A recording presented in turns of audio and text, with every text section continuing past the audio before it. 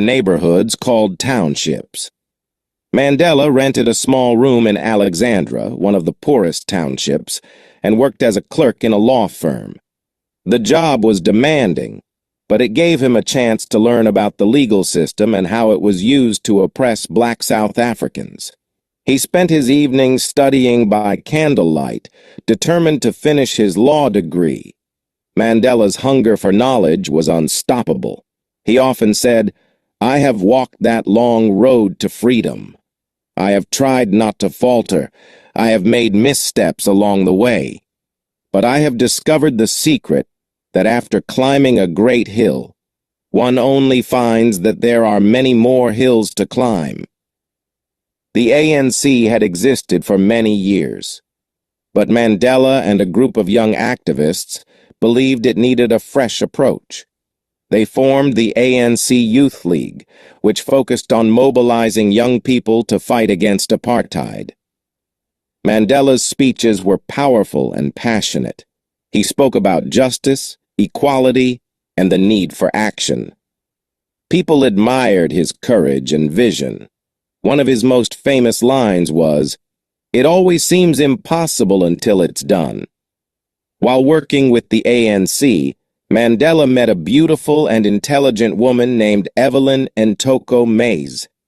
Evelyn was a nurse, and she shared Mandela's dream of a better South Africa. They got married in 1944 and started a family. Mandela was a loving husband and father, but his commitment to the struggle often kept him away from home. Mandela's personal life was not easy. He had to balance his responsibilities as a father with his role as a leader. He once said, "There is no passion to be found in settling for a life that is less than the one you are capable of living." In 1948, the South African government introduced new apartheid laws, making life even harder for black people. These laws dictated where black people could live, work, and even whom they could marry. Mandela and his colleagues in the ANC knew they had to act.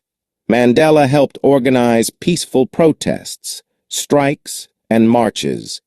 He believed in nonviolent resistance, inspired by the teachings of Mahatma Gandhi. Thousands of people joined the movement, risking their jobs, homes, and even their lives. But the government responded with violence. Protesters were beaten, arrested, and sometimes killed. Mandela himself was arrested multiple times, but he refused to give up. He said, "Courage is not the absence of fear. It is inspiring others to move beyond it." Despite the challenges, Mandela achieved one of his biggest dreams. He became a lawyer. In 1952, he and his friend Oliver Tambo opened the first black law firm in South Africa, Mandela and Tambo Attorneys. The firm provided free or low-cost legal help to black South Africans who were victims of apartheid. Mandela spent his days in courtrooms defending people who had been unfairly treated. At night, he worked with the ANC to plan the next steps in their fight for freedom. In 1960, a tragic event changed the course of Mandela's life. During a peaceful protest in the town of Sharpeville, police opened fire on the crowd, killing 69 people and injuring hundreds more. This massacre shocked the world and made Mandela realize that peaceful protests alone might not be enough. The government banned the ANC, forcing Mandela and other leaders to go underground. They formed a secret armed group called Umkhonto we Sizwe, which means Spear of the Nation. Mandela said their goal was not to harm people but to sabotage government structures that upheld apartheid. Nelson Mandela became a wanted man. He traveled across South Africa in disguise, organizing protests and recruiting people for the struggle. He also traveled to other countries to gain support for the fight against apartheid. During this time, Mandela became known as the Black Pimpernel because he was so good at evading capture. But his life was full of danger. He couldn't see his family, and he knew that Every day could be his last as a free man.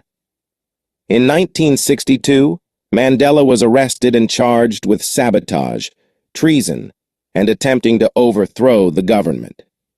He used his trial as a platform to speak out against apartheid.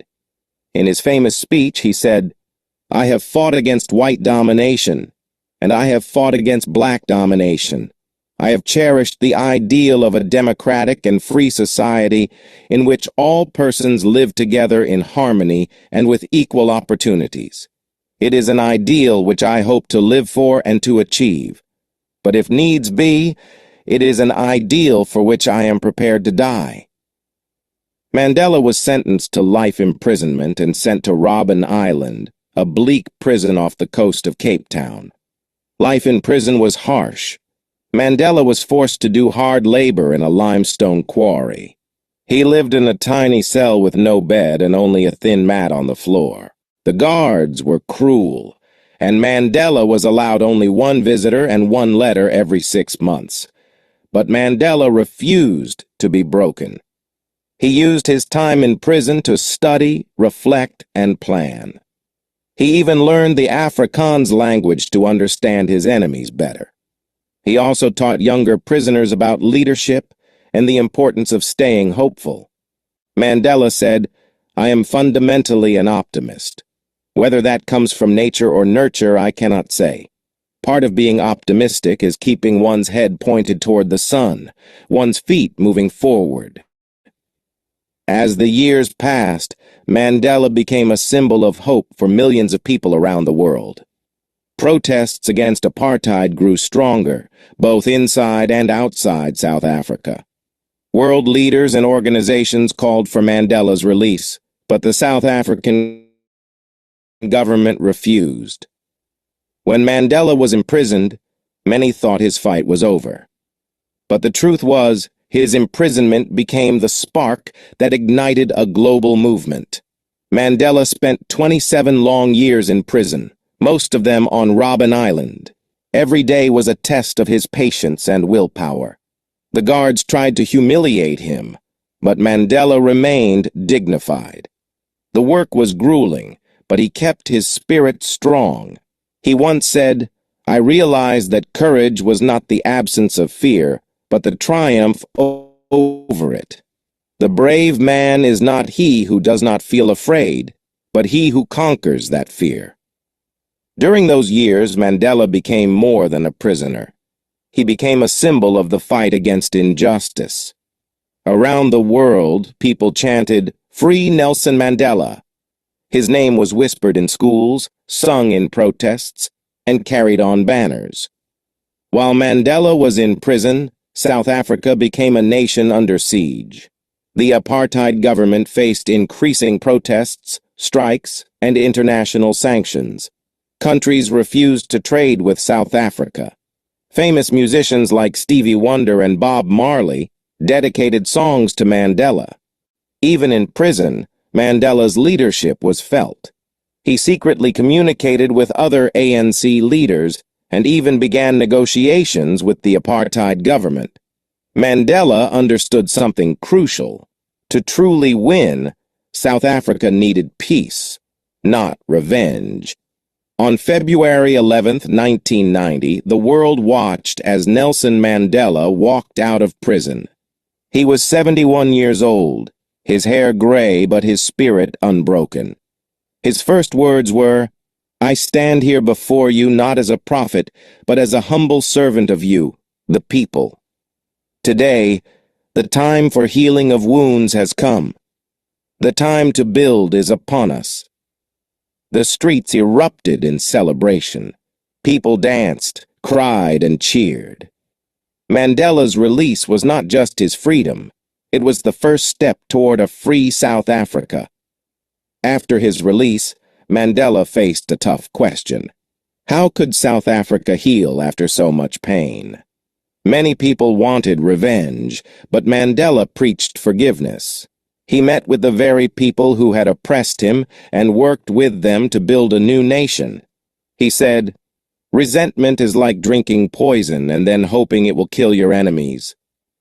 Mandela became the leader of the ANC and began working toward South Africa's first democratic election. His goal was simple but powerful: a South Africa where everyone, black, white, Indian, colored, had equal rights.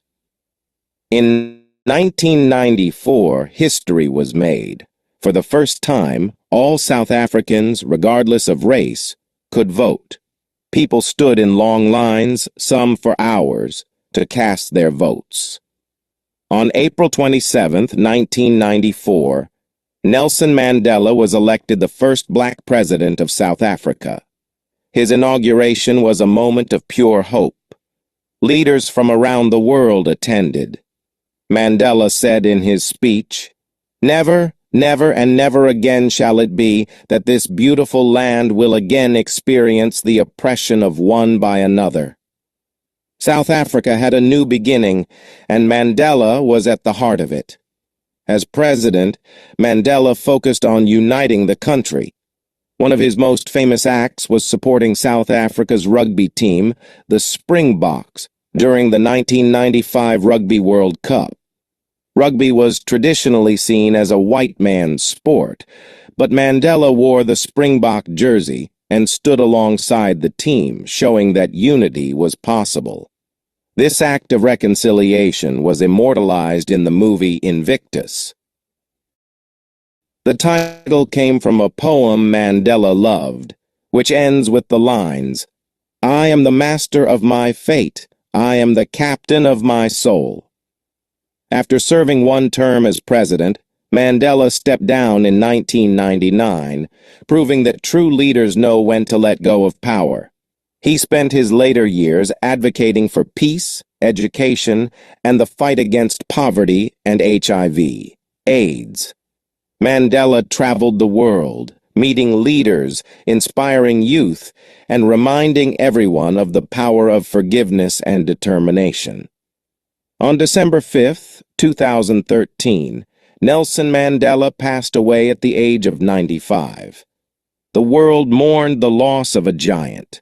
Millions of people attended his memorial, including presidents, celebrities, and ordinary citizens whose lives he had touched. Mandela's legacy is not just in South Africa, but in every corner of the globe. He taught us that no matter how dark the road, no matter how high the mountain, hope and perseverance can change the world. Nelson Mandela's life is proof that greatness is not something you are born with. It's something you achieve through hard work, sacrifice, and unwavering belief in your dreams. His story reminds us, never give up, even in the hardest times. Forgiveness is stronger than hate. One person can make a difference. Nelson Mandela's life is a testament to the power of determination, patience, and forgiveness. He spent 27 years in prison for a cause he believed in, and when he was released, he could have chosen revenge or anger. But instead, he chose peace. He showed the world that even in the darkest moments, we can still choose the light of hope and love. Mandela's journey was not easy. There were many times when he could have given up, many times when life seemed impossible. But he kept moving forward. He knew that change wasn't easy, but he believed that small steps could make a big difference. He showed us that we don't have to be perfect, but we must never stop trying. Okay. Um, can we have the iPhone user, please? Can I have your name? Hello, Mariama. Hello, how are you? I'm good, thank you. Man sold for 25 acres of land near the river. You're good too. Okay. So this is just a little story I wanted to share with you about endurance, strength, and also the power of forgiveness. So this is Nelson Mandela's story. Um, he's a legend, and he's also an important political and historical figure in the history of South Africa. Okay, Hello? so yes, hello. Hi, yeah, you were asking about my name. My name is Arnold. Oh, hello, Arnold. Sorry, I'm seeing iPhone, so I don't know. I didn't know who that was. Your username on the platform is iPhone. So iPhone? Okay. yeah, so maybe when connecting for the meeting, you can just put your name, so it's much easier to identify you. Okay, next time, before Yeah, joining the meeting, I will change the name, I will try my yeah. best. Yeah. Like yeah, tomorrow. The next class is tomorrow, so you can do that tomorrow. Okay, got you. Yeah. So okay. So today we will be doing something. We will be working on vocabulary because I mentioned that much earlier that this level is basically to improve your vocabulary. So the emphasis of this level 3 is for vocabulary building and also to increase your language power. Because if you don't have the words, you will not be able to speak good English. Okay, so that's the essence of this level. We've done a number of lessons. Last week, Sunday, we had an evaluation. Last week, Sunday, was very, very brief, but we would have another evaluation next. I think in 3 weeks, yeah, we would have another evaluation in 3 weeks' time. So, so far we've covered a number of topics. We've worked on stress, other aspects of vocabulary. We've done listening exercises, we've watched the videos, we've listened to audios, and all of that is just to help you build your language power. So today I would like us to take it a little bit further. I would like us to take a step further in our language power. So we will be talking about expressions, idiomatic expressions. Yes, so that's what we're gonna be talking about today. And I'll just share the document for everybody to see it on my screen.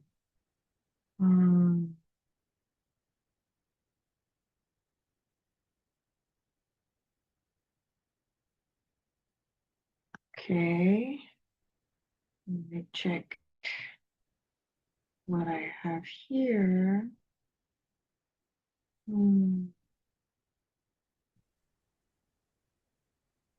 So we will be working on some expressions, this idiomatic expressions. So for example, if I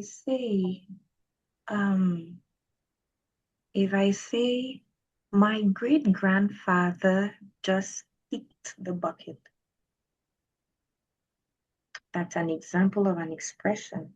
So he just kicked the bucket. Who knows what that means? To kick the bucket. It means she died. Yeah, so it means he just passed or he just died. So that is an expression. That's an idiomatic expression to express something. So it's an expression that doesn't mean what it says exactly. It doesn't mean that my grandfather kicked a bucket. It doesn't mean that there was a bucket in front of him and he kicked it. No, it's not It's not a literal meaning, but it's figurative. It symbolizes something. So these are expressions that have deeper meanings. They have connotations. So that's what we will be learning today. And one thing about these expressions is that they make your language more refined. Yeah, they make your language more refined. They help you to express things that you can't easily tell people. You know, sometimes it's very difficult to talk about sensitive issues like death, for example. So I can't just, if I want to say someone died or someone has passed, sometimes it's very difficult to say it. I'm not just gonna say, oh, she died, he died, and now these idioms um they help to say things that are difficult to say normally. So if you tell someone, oh, I'm sorry he kicked the bucket yesterday, it's not gonna sound harsh like if you said, I'm sorry he died. So idiomatic expressions, they help you say difficult things, okay? Things that are difficult that maybe at the beginning it won't be easy for you to say it to people. So that's one rule. And also it makes your language better. It refines your language. Yeah, it refines your language and it increases your vocabulary. So it's very rich. And I would encourage you to use idiomatic expressions in your daily activities and your daily speaking. So I'm going to share something. I'm going to share that. Oh, and before we continue, this class starts at 5 p.m.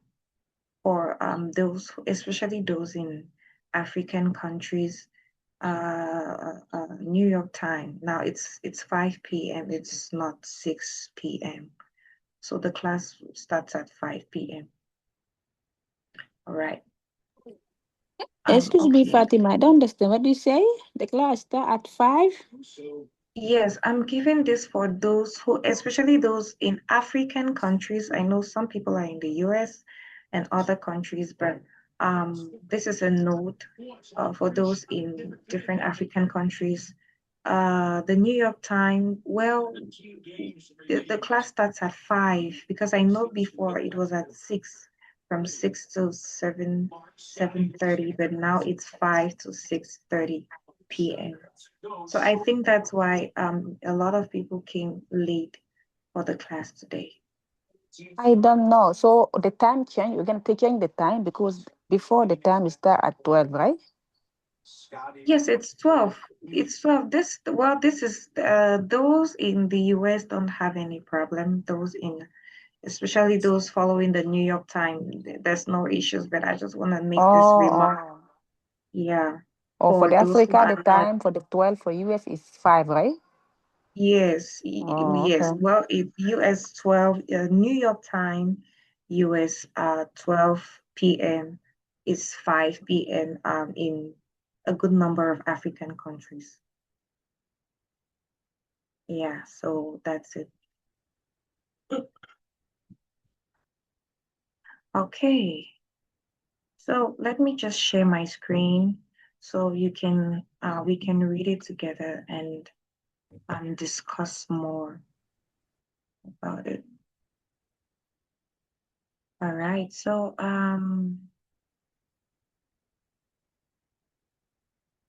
we have this is common idioms, and now an idiom is a word or a phrase with a meaning that does not match the literal meaning implied. Idioms can make writing more interesting. However, they should generally be avoided in academic writing. Now, if you're still in school, if you're writing for your exams, you should not use idioms. except in the case of essay writing where you can use an idiom, but you should make sure that it corresponds to the context of your essay topic, and you should explain the idiom. Okay, so now an idiom is a word or a phrase with a meaning that does not match the literal meaning. So, for example, the first idiom here is a big shot. So it doesn't mean a big shot literally. It has another meaning, which is a person who is important. So, for example, I could say, oh, Mariama, I met a big shot yesterday. So instead of saying, oh, hi, Mariama, I met an important person yesterday, I'm not going to say I met someone who is important. I'll just tell you, oh, I met a big shot. So you see, it's a way of just coding the language when you don't want to say things directly. This is just a tip to help you. And you're going to meet a lot of English speakers who use these idioms in their language every day or often. Yeah. So we have the first one, a big shot, a person who is important. For example, she had lunch with a big shot executive. He offered her a job during dessert. So she had lunch with a big shot executive. So she had lunch with an executive person who is important, and he offered her a job during dessert. And we have this, a bone to pick, which means a complaint, dispute, or misunderstanding to be settled. So if I have a problem with Karamo, I'm gonna tell Karamo and say, hey Karamo, I have a bone to pick with you. So it means that there is a problem between us, right? There is an issue, there's something we need to settle. So I'm gonna say, oh, hey, I've got a bone to pick with you. So it means there are issues we need to settle. Now we have this, a pain in the neck or an annoying person, thing, or situation. So let me just share this with you guys. I used to have, I think when I was at the university, when I was a student at the university, I had a lot of issues with my phone. So my phone disturbed because at the time I was younger, and well, the phone I was able to get wasn't really the best, so it really disturbed a lot. And it was a pain in my neck. So that phone was a pain in my neck or a pain in the neck. Someone, you could have a child who is a pain in the neck, a child who is maybe stubborn, or a child who is very, very who is too active, maybe, or a child who disturbs a lot, or you could have a difficult situation that is stressing you, right? So basically anything, anybody, or any situation that stresses you up is a pain in the neck. This thing is a pain in the neck. Yeah. Now we have the next one. We're not gonna be able to do all, but we will just do the first, and I think I'll share the document.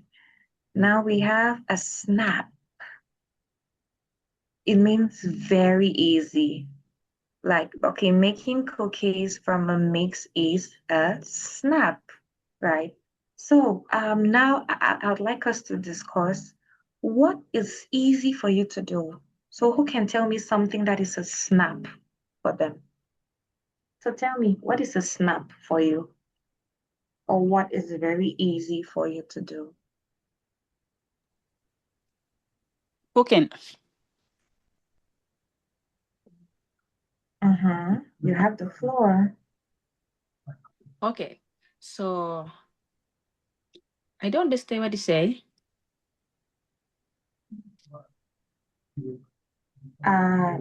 Did you follow? Are you following? Yeah, I'm following you. You ask what they very easy for me, right? To do. Yeah. I wanted you to use the expression a snap. So we have an example here. Making cookies from a mix is a snap. So it means it's very easy. And now I asked you, what is a snap for you, or what is easy for you. So I want you to tell me something that you do which is very easy and use the expression a snap. Oh, I don't understand what you say because me, the things are very easy for me. It's the cooking, so I don't know if the snap for. Yeah, you said cooking is easy for you, right? Mm-hmm. Yeah. Now, if you want to use this idiom, you would Mm-hmm. say, "Oh, cooking." You're gonna say, "Cooking is a snap for me." So it means it's Oh, very easy. Yeah, it's an oh, expression that means very easy, right? oh. So, for example, if I understand, if I can use the first one, if I say Mhm. my father is a big shot, that's good. Yeah. Oh, Yeah, it means if you say my father is a big shot, it means your father is an important person, yeah, maybe a yeah. big Understand. person in the I government or a understand big now. person. Yeah. Okay. And if I say Karamo, we have a bone to pick. It means Karamo and I have a problem and we need to settle it. We have a dispute. Okay. So that's what it means. Okay. I Yeah, so understand. these are just expressions that we use, but they have other meanings. So I So cannot it do doesn't, a cooking is a snap for Mhm. me. Yeah, so it means it's very easy for you. So it's a snap. Okay. Mhm. Now, we have across the board relating to every person and or situation. The attendance policy is applied across the board. So the attendance policy is for everybody. Now we have all ears. Eager to listen. We are here. Mm, we are here. So all ears, eager to listen to someone or willing to listen carefully. So when Bill was talking, Deborah was all ears. So maybe Jonathan could come to say, "Oh, hi, Mariama, I would like to tell you something." And you, Mariama, you're gonna say, "Oh, I'm all ears." It means I want to listen to what you have to say. Okay, that's what it means. So it means that I want to listen to what you have to say. So I am all ears. So for example, if Sanya has a problem and he wants to share with with us, maybe he wants to share with Karamo. Karamo's gonna tell, oh Sanya, I am all ears. So it means I am listening, right? Mm-hmm. Okay, so we have that. We Fatima, have the next. Yes. Hello. how are you? I'm good, thank you. How are It's you? Daniel. I'm good. Great. Yeah, when I was joined the group, but it's not easy to me. I don't know why. That's why I call Mena. I know I test Mena to tell him I want to join the group, but it's not working. After he called me now to tell me to try again. Now Okay, I tried, okay. it's coming. Yeah, that's why. Oh, okay. You wanted to join the lesson and it wasn't working. Okay. You said it wasn't working. Yeah, now it's working. Now it's working.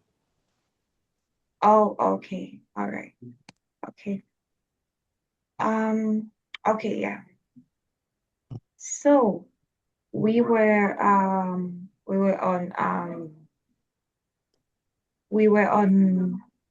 idioms. And I, at the beginning, I'm just gonna review it rapidly. An idiom is a word or a phrase with meaning that does not match the literal meaning implied. So here we were at all ears. So it doesn't literally mean your ears. It just means that I am listening. So if you hear someone talking and says, if you hear someone saying, I am all ears, it means that the person is attentive and the person wants to listen. Okay. Now we have the next one, as easy as pie, which means very simple or easy. You see, we have two expressions for easy. We have a snap and we have as easy as pie. So the example here is Susan told Tom this class would be as easy as pie, but he thinks it is really hard. So that's another expression, as easy as pie. Now we have back to the drawing board, return to the planning stage of a project, or let's go back to the beginning. So back to the drawing board means let's go back to the beginning of the stuff. So Joe's plans do not work, so he has to go back to the drawing board. So it means that if you start doing something and after some time it doesn't work, you should go back to the drawing board. It means you should go back to the beginning. So for example, let's say we want to do something, we have a project, maybe we decide, maybe me, Karamo, Sanya, Jonathan, Mariama, and Arnold, we decide to build a school, right? We want to build a school for orphan children. And after some time, the project doesn't work or the project is not working. So we decide to go back to the drawing board. So we decide to go back to the start, the beginning, to see what disturbed the project. So basically, that's what it means. Now we have bad. The next one here is bad mouth, which is to say mean or embarrassing things about someone. So if you have somebody who is always talking bad things about other people, that person is bad mouthing people. And I believe even here we've had people here, or I think in your life, maybe you've heard someone about bad mouthing you, maybe saying bad things about you and saying, oh, Sanya is like this, is like that, he's not this, he's not a good person, and just saying all terrible things about you. So it means that the person is bad mouthing you. So that's bad mouth, to say terrible things about somebody. And now, backing up the wrong tree, we have beat around the bush here. I love this one. So beat around the bush means speaking in an indirect manner or avoiding the subject. So when you don't want to go straight to the point, for example, let's say a mother gives money to her child to buy something and the child doesn't buy it. And now the mother asks the child, oh, where is the stuff I asked you to buy? And the child starts saying, oh, mom, there was a lot of traffic and a squirrel was crossing the road and the squirrel got hit by a car. And then we started seeing what was happening to the squirrel. You see, the child is beaten around the bush because the child doesn't want to say, doesn't want to tell the mom directly that, oh, mom, I didn't buy that stuff. I didn't buy what you asked me to buy. So the child is just beat around the bush. You don't want to say it. You're just playing around the topic, and yeah, you don't want to talk. So let's just do let's just take 5 minutes and do a short exercise. And we try to make sentences with the idioms we learned. We have, you can choose, okay, let's make about, let's say 7 sentences with these idioms we learned. So I would know if you actually understood, right? So we have a big shot, a bone to pick, a pain in the neck, a snap across the board, all ears, all in the same boat, as easy as pie, back to the drawing board, bad mouth, and beat around the bush. So you choose the idiom you want to use. Okay, you mustn't use everything, but just try to use it so I can see how you're able to use it. Is that okay?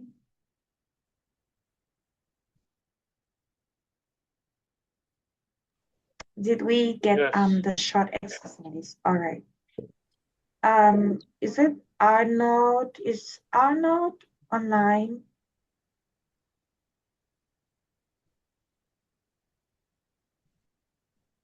Let me check. Okay. All right. Seems like he's not there.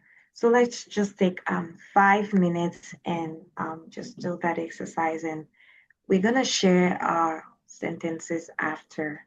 So we'll see how it's done.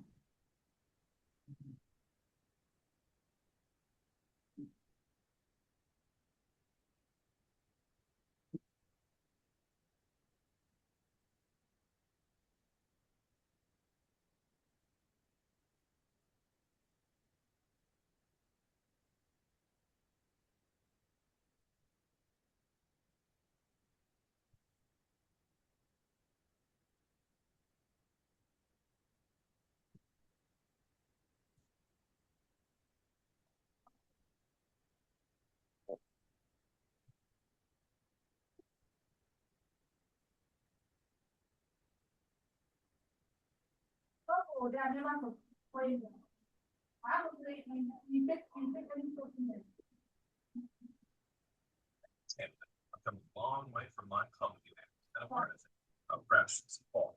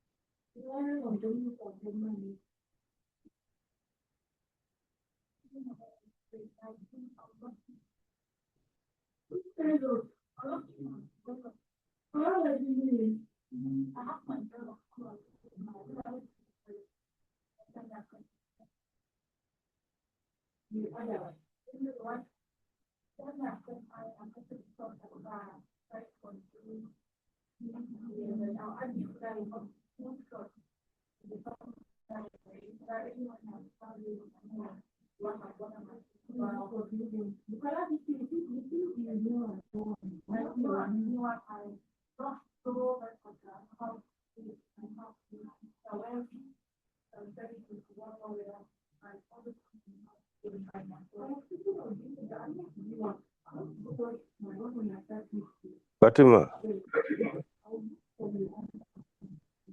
hello?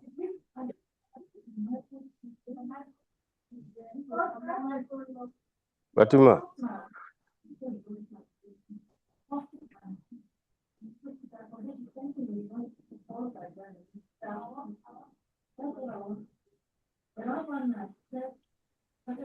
What's up?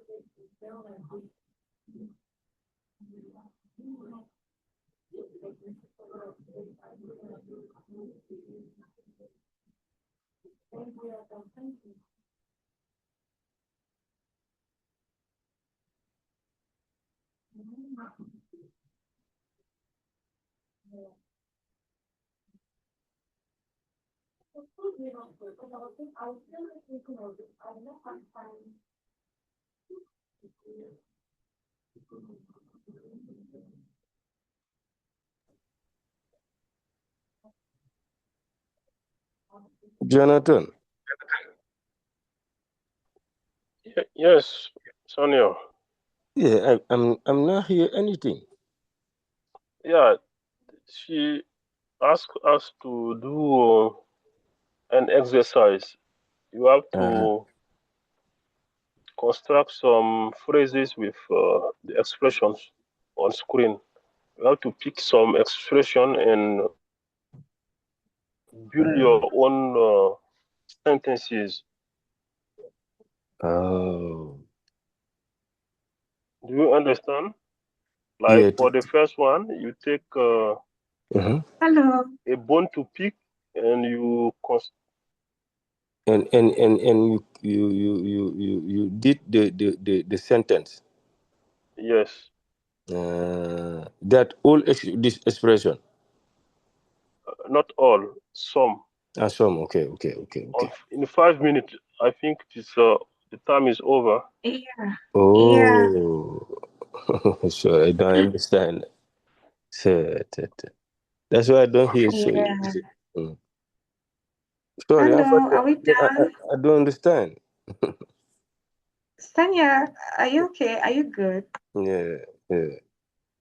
Okay. Did you understand the exercise we had to do? Yeah, now I understand, but they say the time is over. Oh, okay. Then you can just say yours. Let's get sentences from those who were able to do Yeah. the exercise. So who was able to complete the exercise? Yes, Jonathan. Yeah, Mm-hmm. I can give Yeah, you you can 4 short try. sentences. The Mm-hmm. first one is driving is a snap. Mm-hmm. The second one, my new colleague is a pain in the neck. The Why third are one, colleagues always a pain in the neck?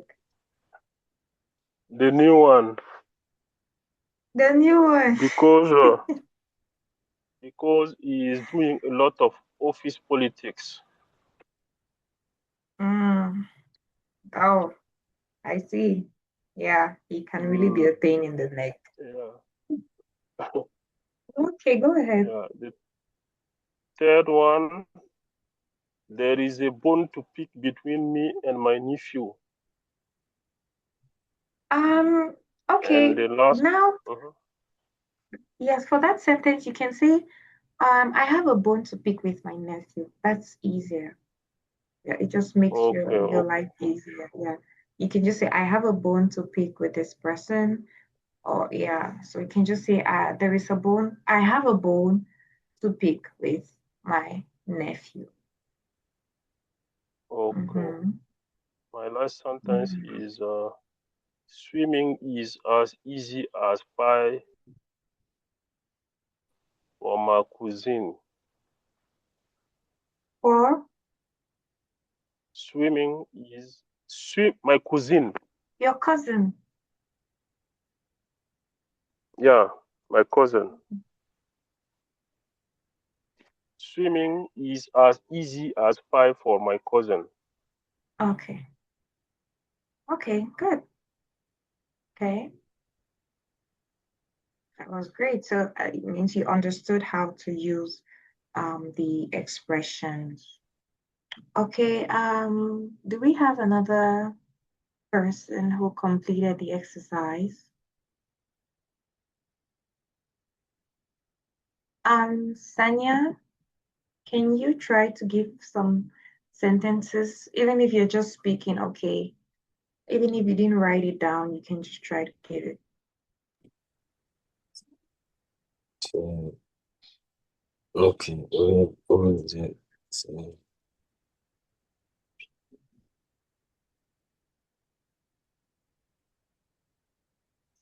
uh, uh,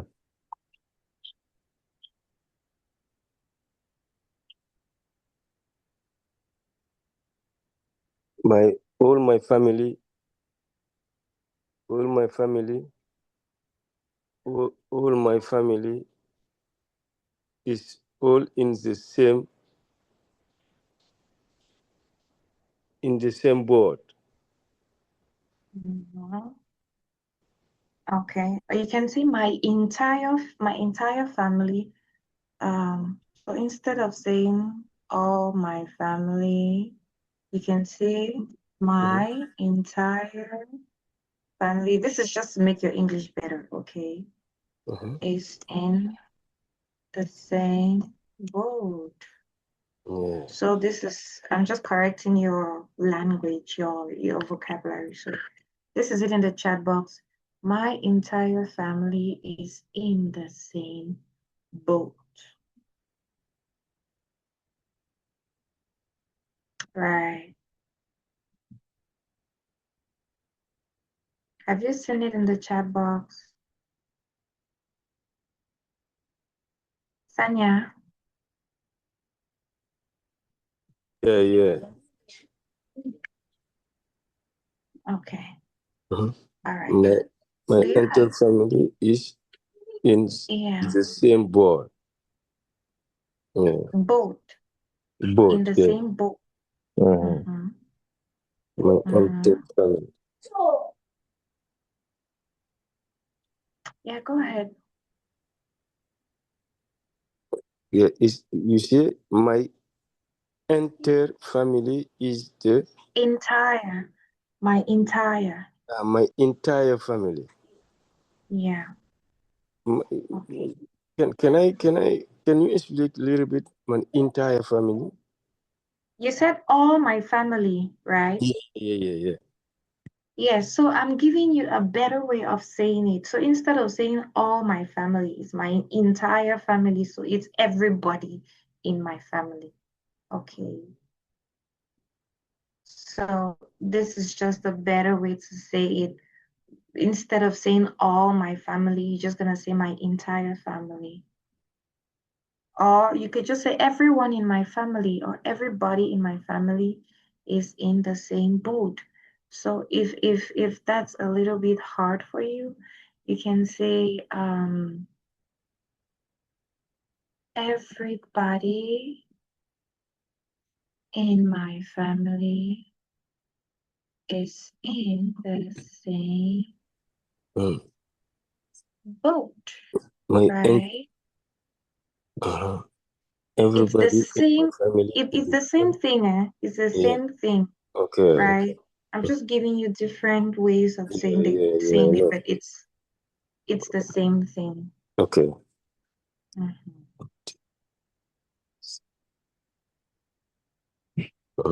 Okay. Do you Now have do you have another sentence? for this for this key for the same boat. No, for another expression. Do you have another sentence Okay, wait. for another expression? Okay, wait. I'm gonna take expression.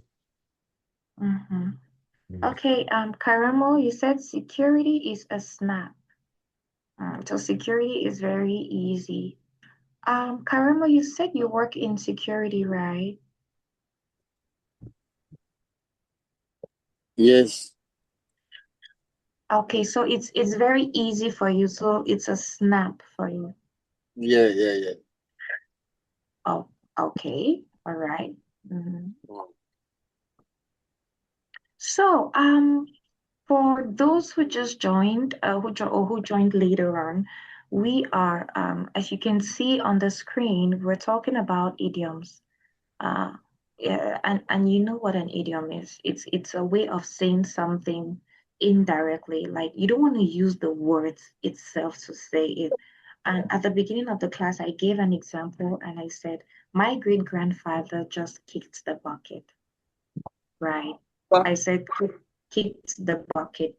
My great grandfather just kicked the bucket. So I think Aki, you know what that means, right? Do you know what that means? Hello, Fatima. Yes, hello. That was my way of saying hello. Yes, Yeah. Yeah. I So think, yeah, so it means he just died. Now yeah. you see, if you don't want to say something directly. If you don't, if you don't want to say the words exactly, you're gonna use an idiom. So just hide. I'll say hide. So hide the real meaning of what you want to say. So now this is a list of idioms that you can use in English. Yeah, a list of idioms you can use in English. So we saw some of them. A big shot, a bone to pick, a pain in the neck. And this is the meaning. We have the idiom, the meaning, and an example. So let's just see maybe some other ones. Oh, we have this one. We have break a leg. So break a leg. Maybe Akim is going for a competition, and I saw Akim. Oh, great, break a leg. So it's like, hey, good luck, right? Mm-hmm. Somebody was saying something.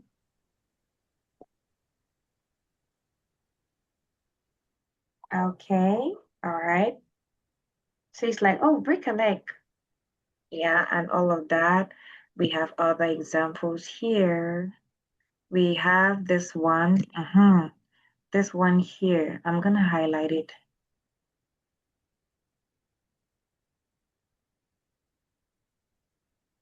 I'm gonna highlight it. Ugh. In yellow. In yellow. Cost an arm and a leg. Very expensive. So this is the example. Ginger's fancy new car must have cost her an arm and a leg. So let's say a new house, a big house, and I'm just gonna tell you, oh hey guys, I got a new house and it costs me an arm and a leg. It means it was very expensive. I mean, it cost me a lot of money. So when something costs you so much, you say it costs you an arm and a leg. So these are examples of these idioms that we can use. I think I should share this document. And we have this one, under the weather. Here we have under the weather. It means not feeling well. So I can say, oh, I'm sorry, I've been under the weather for some time now. It means I'm so sorry, but I haven't been feeling too well for some time now. So these are examples of idioms we can use for our day-to-day expressions. Here we are, get a kick out of something, food for thought, something to think about. So we have food for thought, right? We have go bananas here, go crazy. So so you can say, oh, the animals just went bananas. It means they went crazy. They were just excited and just crazy about something. So go bananas, grab a bite to eat, green with envy, and all of this. So those were the expressions that we have been working on for the past minutes. And it's just to make your language better. It's just to refine a few things about your language here and there. So I think this document has to be shared. I don't know. Will you guys read this document if I share it? Let me see. Are you gonna read the document if I share it? Of course. You sure? Yeah. Very sure. Very, very sure. Uh-huh. Right. So, Okay. Let me see. I want to play something for us to understand this very well. It's just something short.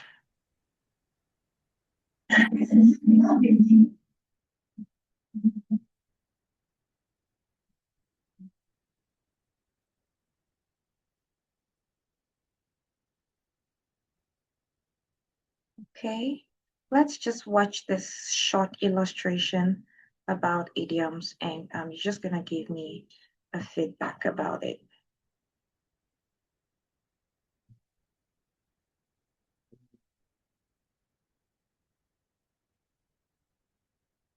A group of words that have a different meaning is a group. An idiom is a group of words that have a different meaning from the literal meaning.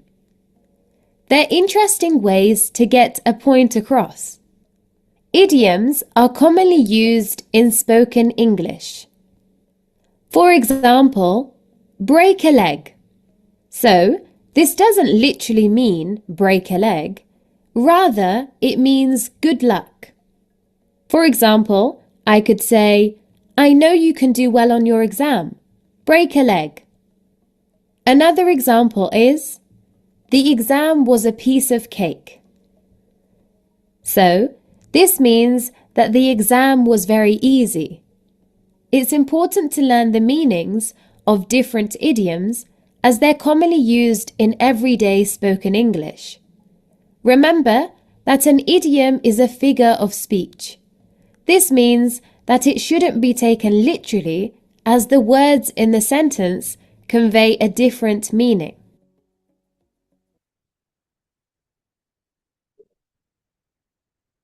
Okay. So the lady was just explaining what I have been explaining for the past 2 minutes. So don't take the word as you see it, but it has another meaning, like break a leg. So if you want to do something, if you have a project, if you have an exam, if you have a competition, if you have a bid, if your company wants to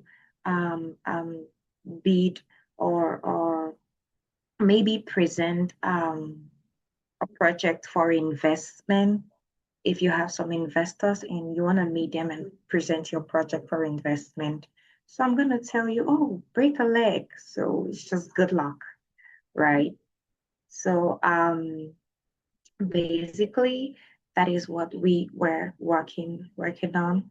And let me just get that document here.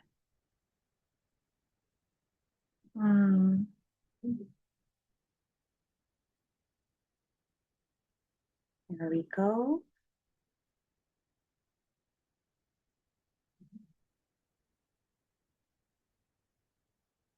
So I've just sent it to the chat box, and let's see, it's loading. Okay. Jonathan, please just help download it in the chat from the chat box. And the others too, you can just get this from the chat box and we will be able to maybe send it to the group later on for the others to follow and read this expression. So please take time to read, okay? I know we live in a generation, or we've gotten to a generation where many people don't read, or people don't like reading. Everybody's so busy and so much in a rush, but try to read, okay? If you want to learn a language, you have to read, please. So if you're coming for this English lesson, know that you have to read, right? It's not magic. You listen, yeah, you speak, you read, you write, okay? So you have to read. You have to read. It's very important. We have 4 skills we build when we're teaching language. We build your reading skills. Or let's start. We build your speaking skills, your listening skills, your writing skills, and your reading skills. So if you don't learn how to read, it means that you can't really learn English. And it means you have to read. So please read, read, read. Any document you see in English, especially about the class. I know you're busy. I know you have jobs, you have families, but I think if you're here, you want to take out, it means you want to take out time to learn the language, and it means that you want to take the sacrifice, right, to learn English. So you have to put in the work and the effort. It's very important. So, all right. Do we have any questions? Do we have any issues, anything we're worried about? Or any concerns? So any of that, do we have any of that? All right. So if we don't have any of that, we're gonna call it a day. Okay. So that's another idiom. To call it a day, it means we're just gonna end here. So we're gonna call it a day. And tomorrow we will continue with the vocabulary class and maybe some grammar, because last week I mentioned that we're gonna have some little revisions on grammar and all of that. So please just go back, go over the lesson of today and see what you can revise, and maybe watch the recording if you forget one or two things concerning the class, okay? So Okay. thank you for coming today, and see you tomorrow, 12 p.m. New York time, okay? So 12 p.m. New York time, you have to follow New York time and apply it to your country. I know we're in different countries, so just apply it to your country. So 12 p.m. New York time, we are here. So thank you all, and have a wonderful week. And